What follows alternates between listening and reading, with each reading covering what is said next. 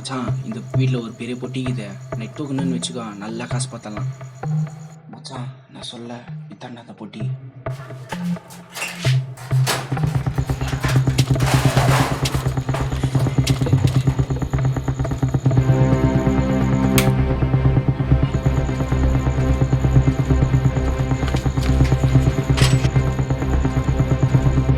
Hello sir.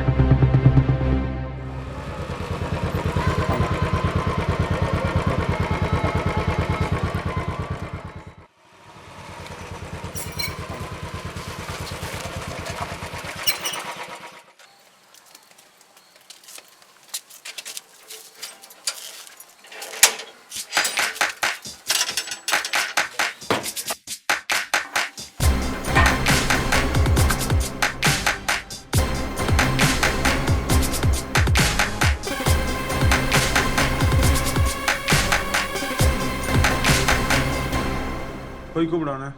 ஏய் வாடா வெளிய.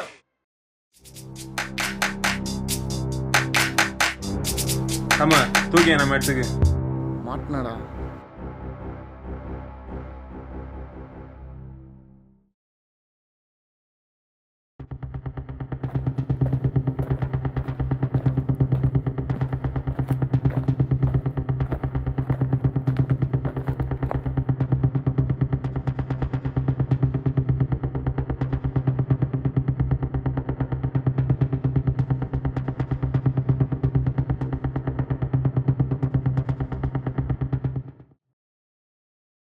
யூஸ்வலாக போலீஸ் ஸ்டேஷன் தானே கூட்டு போவீங்க, இது என்ன புதுசா? நீ பண்ணிக்கிற கொலைக்கெல்லாம் ஏதாவது ஸ்பெஷல் அப்பாயின் பண்ணிக்கிறாங்க. இந்த இடம் உங்களுக்கு புதுசா?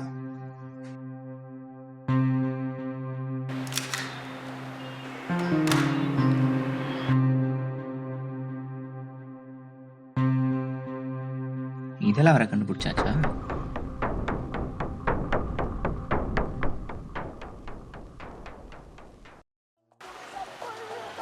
என்ன குரு?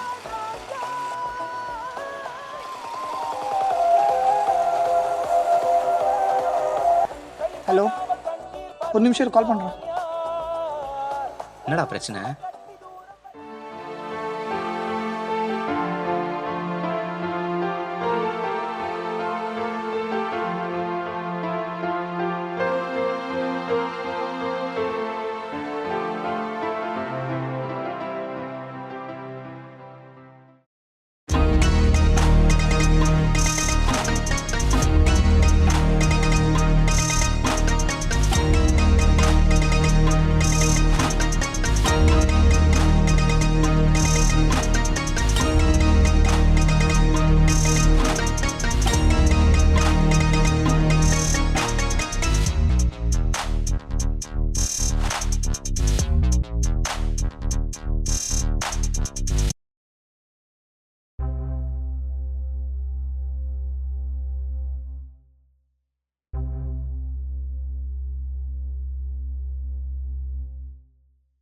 யார் இது?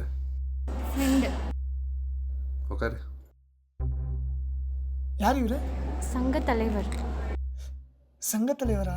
உங்ககிட்ட தான் பேசணும்னு இருந்தேன். குருவோட ஃப்ரெண்டு தான் நான். ஓ, குருவோட ஃப்ரெண்டா நீ? ஆ தான் நானே உங்ககிட்ட சொல்லணும்னு இருந்தேன். 2 பேரும் லவ் பண்ணுறோம். இது பாருப்பா, நான் ஒன்றும் லவ்க்கான எதிரி இல்லை, சரிதா? அதுக்கு அவள் என்ன பண்ணா நான் ஒத்துனாலாம் போக முடியாது. அதெல்லாம் பிரச்சனை இல்லை விடு. ஆனால் எங்கள் வீட்டை பொண்ணு நான் யாருக்கும் தெரியாமலாம் கட்டி கொடுக்க முடியாது. அவங்க அப்பா எதுக்கு செத்தாருன்னு தெரியுமா? எங்கள் சங்கத்துக்காக தான். இன்னி வரைக்கும் அந்த பொண்ணு படிக்கிறது எல்லாமே எங்கள் சங்கத்தில் தான். அதனால் வந்து இவ்வளோ வருஷம் வளர்த்துட்டு இது பொண்ணுக்கு யாருக்கும் தெரியும் கட்டி பிடிக்க முடியாது. நீ யார் என்னன்னு சொல்லி நான் கட்டி வைக்கிறேன். என் பேர் நிஷாந்த், அப்பா பேர் ரஞ்சித். உங்கள் தாத்தா பேர்? என் தாத்தா பேர் செல்வராஜ். எங்கே ஏன் வர்றீங்க? பெரியார்புரம். பெரியார்புரமா? ஆமாம். எந்த ஆள்? ஆளா? அப்படின்னா? இதுப்பா, நீங்கள் கேஸ்ட்டை பற்றி கேட்டுக்கிறேன்ப்பா. கேஸ்ட் சொல்லுப்பா. சார் கேஸ்ட்டை பற்றியெல்லாம் எதுக்கு? ஏன்டா இதே வேலையாடா? எதே பொண்ணு தேடி தேடி லவ் பண்ணீங்களா? எங்கே போனால் இதே பிரச்சனை இருக்குது. ஆ, உங்களுக்கு வேறு வேலையா இல்லையா? நான் ஒன்றும் உன் பொண்ணை லவ் பண்ணல, உன் பொண்ணு தான் என்ன லவ் பண்ணா. அவன் என்ன லவ் பண்ணல. நீ பேசாத திவர். ஒன்றும் பிரச்சனை இல்லை. எங்கள் வீட்டு பொண்ணு பிச்சைக்காரன் கூட கட்டி வைப்பேன். உன்னெல்லாம் கட்டியே கூட வைக்க மாட்டேன். குருவோட ஃப்ரெண்டு நான் தான் உங்ககிட்ட பேசிட்டு இருக்கேன். இல்லைன்னா உன் மனுஷனா கூட மதிக்க மாட்டேன். ஏஞ்சி படா.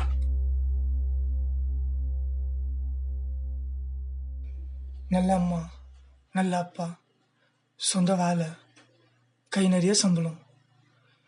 இதையும் மீறி ஒருத்தர் இந்த உலகத்தில் வாழணும்னா அவனுக்கு வேற என்ன தகுதிடா வேணும்? வேணும்டா.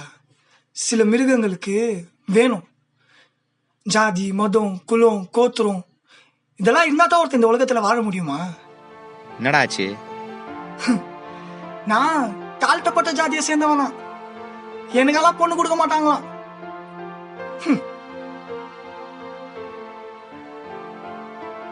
ஒரு 13 வயசு குழந்தை தனக்கு நடந்த செக்ஸ் அபியூஸ வெளியே சொன்னான்னு அவங்க அம்மா எதிரிலேயே அந்த பொண்ணோட தலையை வெட்டி தூக்கி போட்டான்.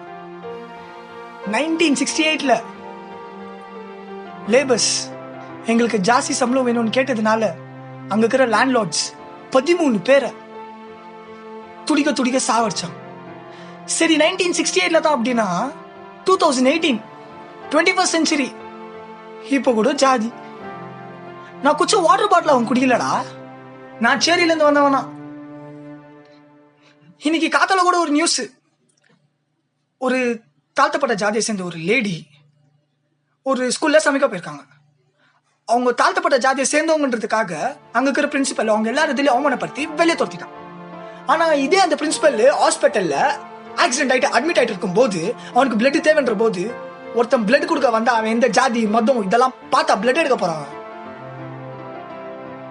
2012 சர்வே பிரகாரம் 665 people were killed, 350 people were injured, 3350 cases were filed. இதெல்லாம் நினைக்கும் போது பயமா இருக்குடா. என் வாழ்க்கை, என் லவ் பயமாகுதுடா. டேய் அழாத. நாளைக்கு காத்தால் ரெடி ஆகிடு.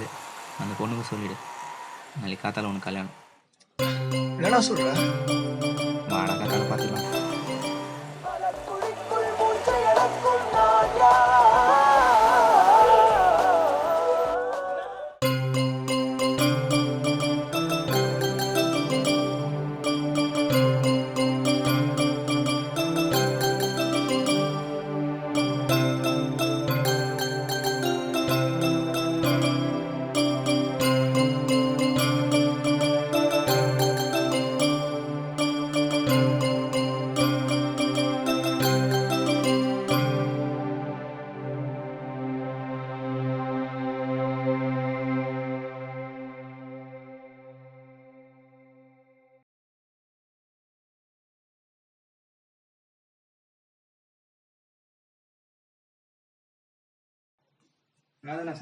குரு, டேய் கங்க்ராச்சுலேஷன்ரா.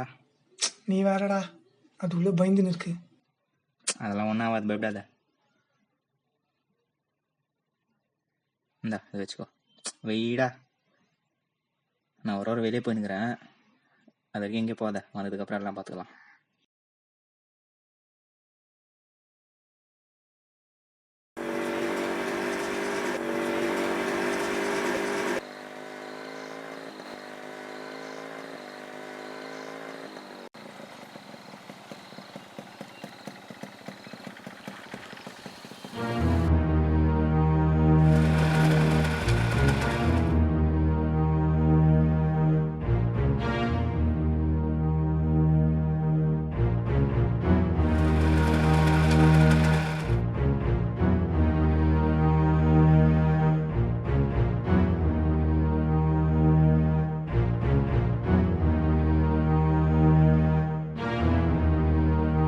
எத்தனை தடவை சொன்னாலும் நீங்களா திருந்த மாட்டீங்கல்ல?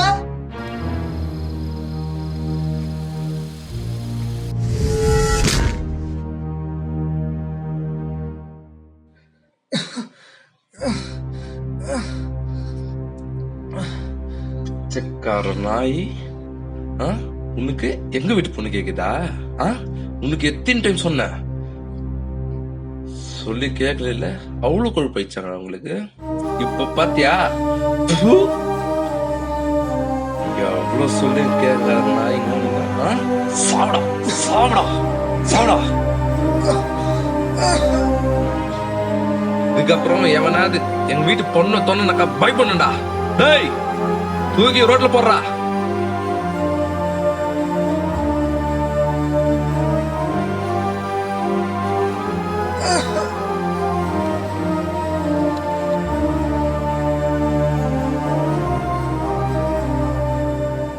இந்த தலைவனை வச்சு தான் என் வேட்டையை ஆரம்பித்தேன்.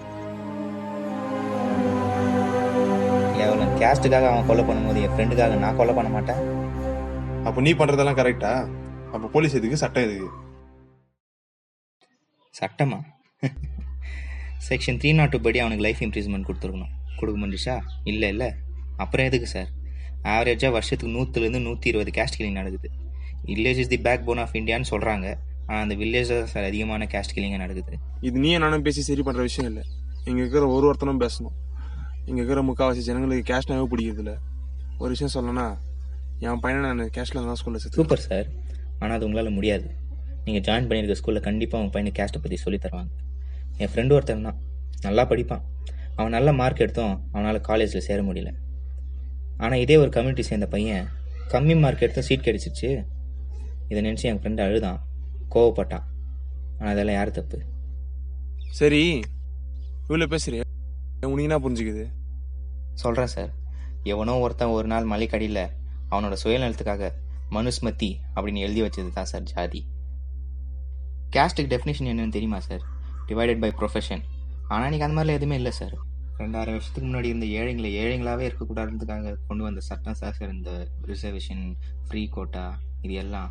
ஆனால் இது ஏன் அவங்களுக்கு கிடைக்குதுன்றத கேள்வியை விட, அது ஏன் அவங்களுக்கு மட்டும் கிடைக்குது, நம்மளுக்கு ஏன் கிடைக்கல அப்படின்ற ஒரு தப்பான கோவம் தான் சார் இன்றைக்கி எல்லாருக்குள்ளேயும் ஒழிஞ்சிட்ருக்கு. அதெல்லாம் வந்ததுலாம் ஏழைங்களாகவே தான் சார் இருந்திருப்பாங்க. இதுதான் சார் கேஸ்ட் எஜுகேஷன். இதுதான் நம்ம பசங்களுக்கு சொல்லித்தரணும். ஆனால் இது புரியாமல் சில பேர் அவங்க பசங்க பேருக்கு பக்கத்தில் பெருமையாக சேர்க்கணும் அப்படின்றதுக்காக கொண்டு வந்தது தான் சார் இந்த கேஸ்ட்டு, ஜாதி, சில சண்டைங்கள்லாம். இப்போ புரியுதா சார்? இந்த 2019 இன்னும் கேஸ்ட் டிஸ்கிரிமினேஷன் இருக்குன்னு சொல்ற. இவ்வளோ சொல்லி இதெல்லாம் உங்களுக்கு புரியலன்னா அப்புறம் இந்தியாவில் இருக்கிற கேஸ்ட் டிஸ்கிரிமினேஷனை பற்றி புரிய வைக்க ஊருக்கு ஒரு அம்பேத்கர் தேவைப்படும். சரி, நீங்கள் சொன்ன இதே 2019 எத்தனையோ ஜாதி சங்கங்கள் இன்னமும் இயங்கிட்டு இருக்கு சார். நானும் அவங்களேருந்து ஒருத்தனை மாறி வந்தவன் தான் சார். இங்கே நகரமும் கூவமாக இருக்கிற வரைக்கும் எதுவுமே மாறாது சார். அதுக்காக நான் ஜாதி வெறி பிடிச்சவனாலும் நினச்சிடாதீங்க சார். மனுஷனாக மதிக்கிறது தான் கேஸ்டிசம்னு சொன்னாக்கா நான் ஏன் அதெல்லாம் செய்ய போகிறேன்? நிஷாந்த் செத்த இடத்துல ரத்தம் கூட ஒன்றும் காயலை. ஆனால் இதை பார்த்து அப்படியே இன்ஸ்பயர் ஆகிய ஒருத்தன் அவங்க பொண்ணை கண்டந்தொண்டமாக வெட்டியிருக்கான்.